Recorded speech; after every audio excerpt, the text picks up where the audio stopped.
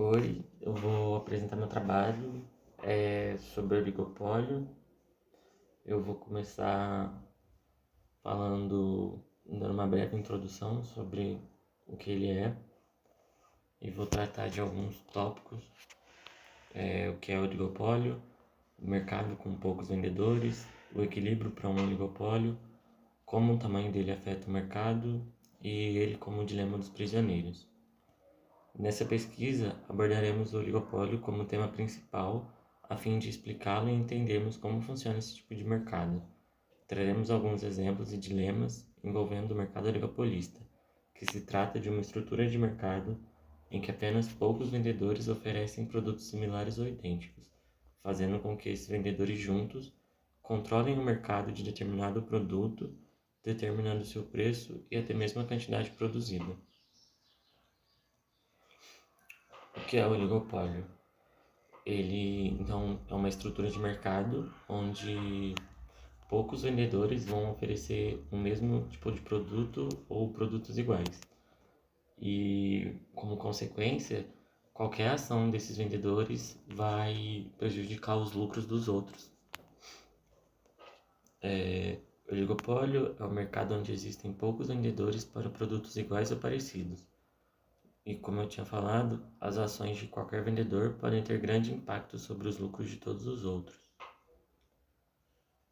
Mercado com poucos vendedores. Aqui, os vendedores eles vão se beneficiarem se eles agirem e cooperarem entre si, que aí eles vão lucrar eles vão lucrar porque aí eles vão cooperando entre si, eles vão meio que atingir o lucro de monopólio, que seria o melhor cenário para eles. Uma característica-chave desse tipo de mercado é a tensão entre cooperação e interesse próprio, onde os integrantes do cartel, que é o grupo de empresas agindo conforme um acordo, precisam agir cooperando entre si, como foi estabelecido no concluio, que é o acordo a respeito da quantidade produzida e do preço cobrado. O equilíbrio para um oligopólio. Bom, não existe um equilíbrio perfeito, mas tem um cenário que seria possível esse equilíbrio, que é o equilíbrio de Nash, que se trata de uma situação onde os agentes econômicos interagem entre si, escolhendo sua melhor estratégia, dadas as estratégias escolhidas pelos demais agentes, obtendo por consequência um aumento na produção total e uma queda nos preços. Como os oligopolistas se interessam apenas pela sua realização pessoal, não seria possível um equilíbrio perfeito entre esses competidores, uma vez que os mesmos não entram em consenso entre ambas as partes do acordo.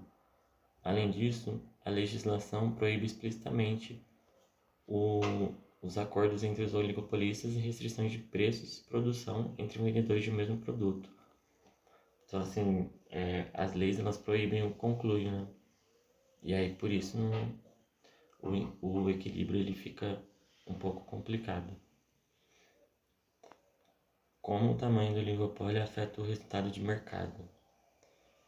Ele afeta o resultado de mercado dado esses dois efeitos, o efeito preço e o efeito quantidade.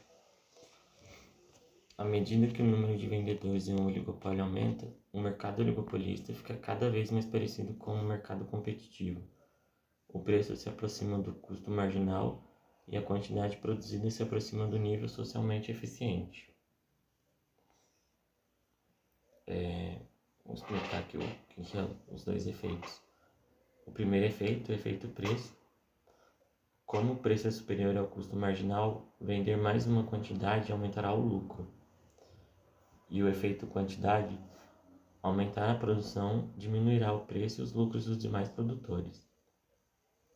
Aí, dado esses dois efeitos, cada oligopolista continua a aumentar a produção até que esses efeitos estejam equilibrados. E aí, quando esses efeitos eles se equilibram, o mercado ele meio que se equilibra também. Oligopólios como um dilema dos prisioneiros. Aqui eu não consegui colocar a foto do livro, mas eu achei essa daqui que é é igual, assim. O Dilema dos Prisioneiros, ele seria um jogo onde dois prisioneiros, eles são presos por um crime e são suspeitos de terem cometido um outro crime. E aí cada um depende da... Tipo, ele depende da decisão do outro. Que aí eu vou explicar agora para entender. Na primeira situação, se o azul ele confessar e o verde confessar, os dois eles ficam com 5 anos de pena. Na segunda, se o azul não confessar e o verde confessar, o verde é livre e o azul ele fica com 10 anos de pena. Na terceira, se o azul confessar e o verde não confessar, o azul é livre e o verde pega 10 anos de pena. Na quarta, se os dois não falarem, eles pegam só 6 meses de pena. Então, assim, se eles cooperassem entre eles e agissem não no interesse próprio, mas pensando nos dois, eles pegariam 6 meses, que é, assim, o melhor cenário, né? Seria bom para os dois. Mas, como se trata do interesse pessoal, eles não pensariam assim, não pensariam no outro, eles pensariam neles mesmo. Que é o que acontece com o oligopólio, né? No mercado oligopolista, se os vendedores eles colaborassem e agissem entre eles, eles atingiriam um lucro de monopólio, que seriam melhores cenários para eles, eles iam lucrar muito mais. Mas, por conta do interesse pessoal, atrapalha nessa parte. E aí fica um pouco difícil.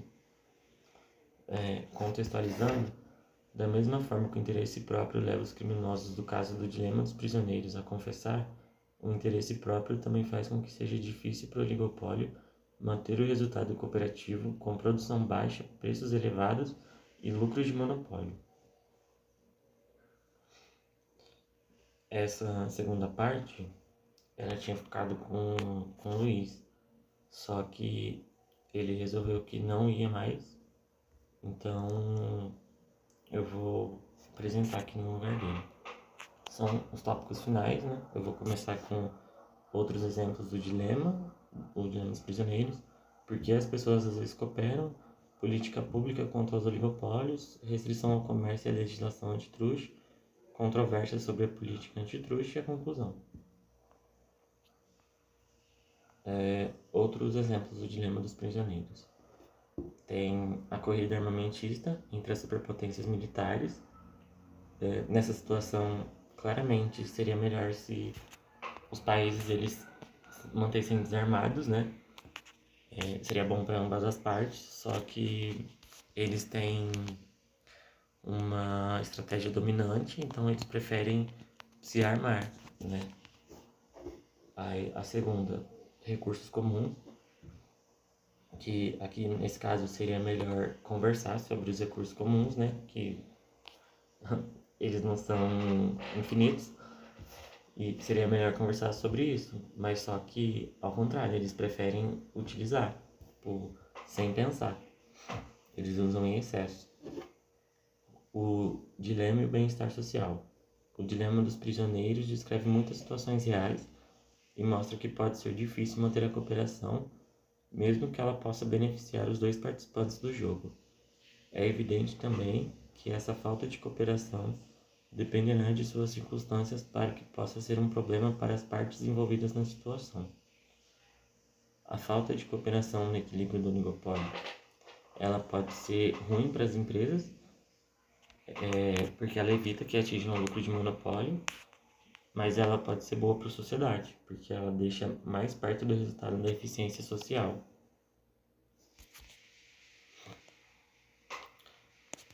Porque as pessoas às vezes cooperam.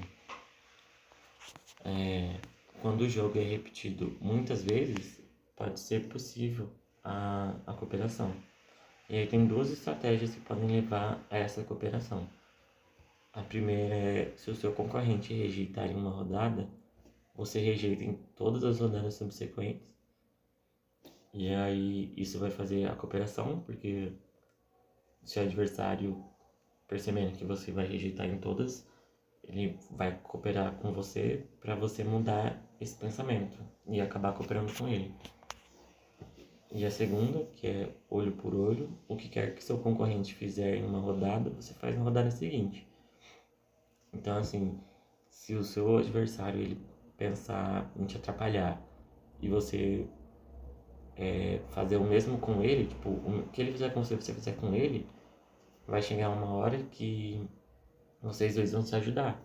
Porque ele não vai mais querer te atrapalhar, porque sabe que você vai fazer também. E você também não vai querer se atrapalhar. Então, vai acabar que vai ter a cooperação entre ambas partes. Política pública contra os oligopólios.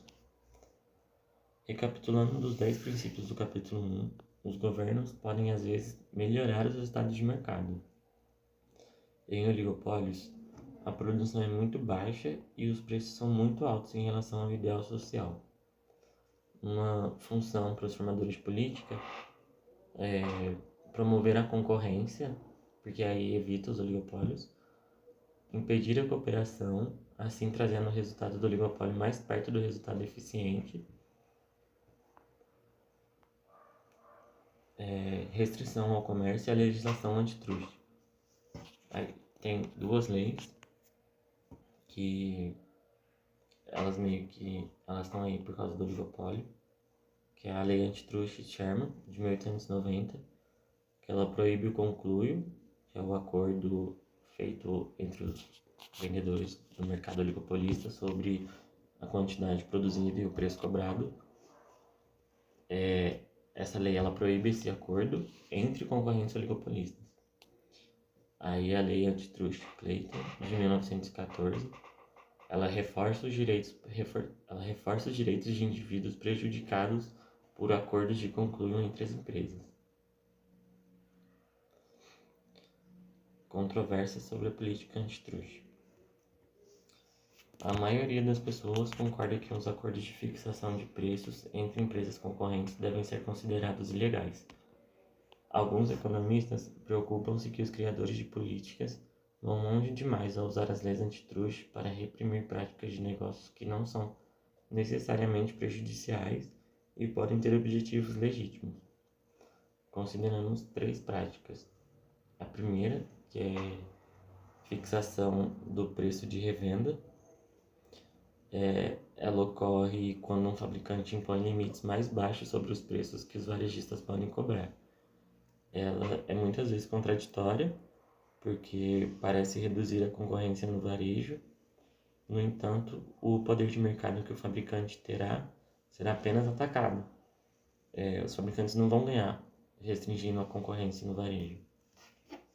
Essa prática tem um objetivo legítimo, que é impedir lojas de desconto de aproveitar dos serviços prestados por varejistas completos. A segunda prática, que é a determinação de preços predatória, ocorre quando uma empresa reduz os preços para impedir a entrada ou expulsar um concorrente do mercado, para que possa cobrar preços de monopólio mais tarde. Isso é ilegal sob as leis antitruste, mas difícil para os tribunais para determinar quando a diminuição de preço é predatória, quando é competitiva e para o benefício dos consumidores. Muitos economistas duvidam que a guerra de preços seja uma estratégia racional, porque trata de vender com prejuízo, o que é caro para as empresas. Aí, as vendas casadas ocorre quando um fabricante amarra 2 produtos e os vende por um preço.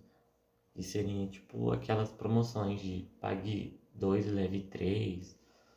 Essas promoções assim são as vendas casadas. Os críticos argumentam que a venda casada oferece mais poder de mercado às empresas, ligando produtos fracos com fortes. Outros, em contrapartida, dizem que a venda casada não pode mudar o poder de mercado.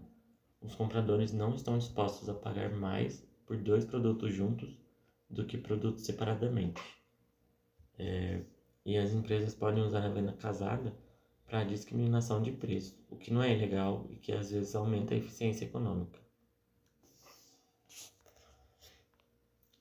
Aí, para encerrar, a conclusão. Os oligopólios podem acabar parecendo monopólios ou como mercados competitivos, dependendo do número de empresas e como elas cooperam. O dilema dos prisioneiros mostrou como é difícil para as empresas manter a cooperação mesmo quando isso é do seu melhor interesse. Os idealizadores de políticas usam as leis antitruste para regular o comportamento dos oligopolistas, e o propósito dessas leis são objeto de polêmicas contínuas.